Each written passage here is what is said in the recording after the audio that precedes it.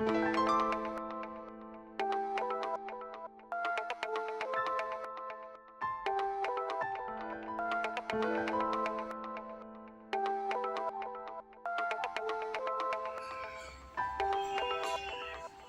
നല്ലൊരു സ്നാക്ക് തട്ട ഉണ്ടാക്കുന്നത് കാണിക്കാം.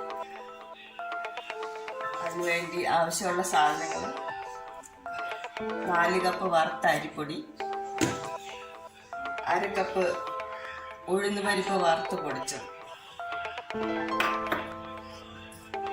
5 ടേബിൾ സ്പൂൺ തേങ്ങ ചെറുതായിട്ട് അരിഞ്ഞത്, 5 ടേബിൾ സ്പൂൺ കടലപ്പരിപ്പ് കുതിർത്ത് വെച്ചിരിക്കുക, പിന്നെ 2 ടേബിൾ സ്പൂൺ മുളക് പൊടി, പിന്നെ ആവശ്യത്തിന് ഉപ്പ്. ഇതെല്ലാം ചേർത്ത് വെള്ളം ചേർത്ത് കട്ടിയായിട്ട് കുഴക്കും. കുറച്ച് പരത്തത്തക്കവണ്ണം നന്നായിട്ട് കുഴക്കും. കുഴച്ച് കഴിഞ്ഞിട്ട് കാണിക്കും. അപ്പോൾ ഈ തട്ടയൊക്കെ വറക്കാനുള്ള വെളിച്ചെണ്ണ ചൂടാവാൻ വെച്ചിരിക്കുക. നന്നായിട്ട് ചൂടായി കഴിയുമ്പോൾ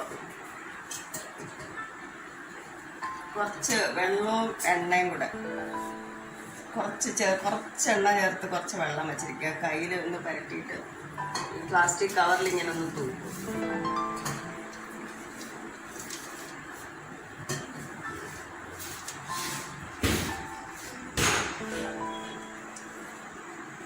ഈ പരത്തി വെച്ചിരിക്കുന്നതെല്ലാം എണ്ണയിലിട്ടിട്ട് പിന്നെ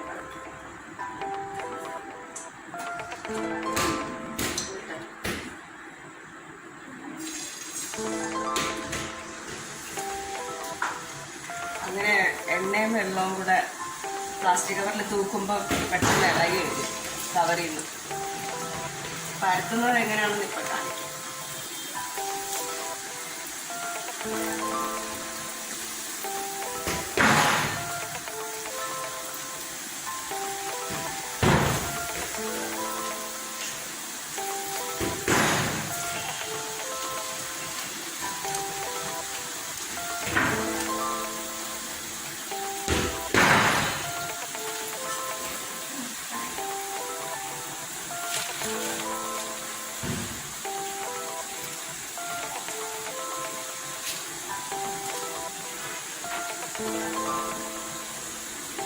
അതുപോലെ കൈകൊണ്ട് പരത്തിയാൽ മതി. കൈകൊണ്ട് എണ്ണയും വെള്ളം കൂടെ തൂത്ത ഷീറ്റിലോട്ട് കൈകൊണ്ട് ഇങ്ങനെ തീരെ നൈസാക്കണ്ട. തീരെ നൈസാക്കിയാലേ ഇളകി വരത്തില്ല.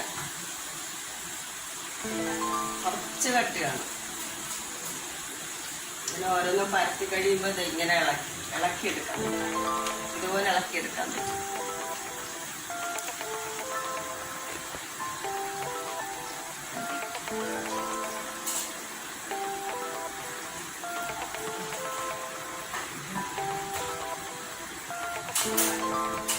അതുപോലെ മുറുക്കിനേക്കാളും കുറച്ചും കൂടെ സമയമെടുത്ത് മൂപ്പിച്ച് കോരണം.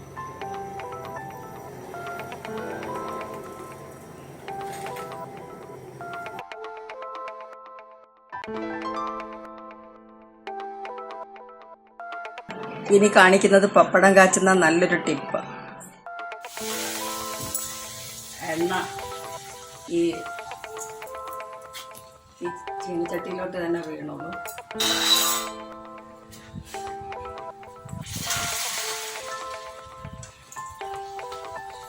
ഓരോന്ന് കാച്ചിട്ട് ഇങ്ങനെ ഈ കമ്പിയിലോട്ട് കോർത്താൽ മതി.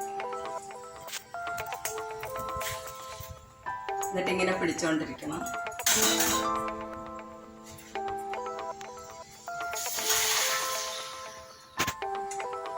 അപ്പം ഇങ്ങനെ എണ്ണ ഈ ചട്ടിയിലോട്ട് തന്നെ വീണിട്ട് പിന്നെ നമുക്ക് നല്ല ഡ്രൈ ആയിട്ട് കിട്ടും പപ്പടം. ഇതൊരു ടിപ്പാണ്.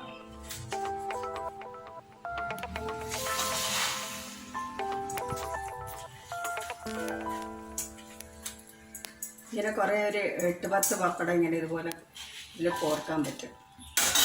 ചട്ടി കുറച്ചുകൂടെ വലുതാണെങ്കിൽ ഒരു 10-20 പപ്പടം ഒരുമിച്ച് ഇങ്ങനെ കാച്ചി എടുക്കാം.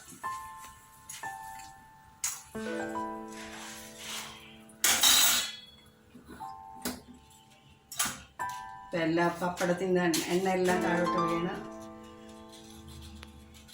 ഇവിടെ ഇപ്പം കുറച്ച് പപ്പടം കാച്ചുന്നുള്ളൂ. അതുകൊണ്ട് ഇങ്ങനെ കാണിക്കും.